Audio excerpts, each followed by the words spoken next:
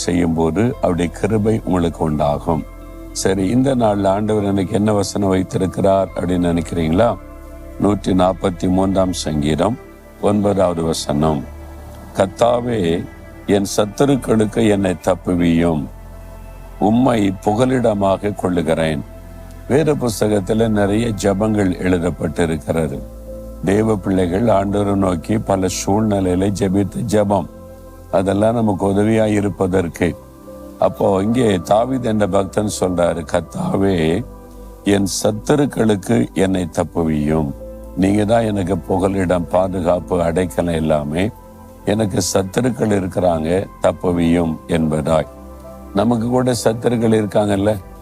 நம்ம யாரையும் சத்துருவா நினைக்காட்டாலும் நம்மை சத்துரு மாதிரி நினைச்சு பகைக்கிறவங்க, பேசுறவங்க இருக்கத்தானே செய்யறாங்க. 2 விதமான சத்துருக்கள் இருக்கிறாங்க. ஒன்று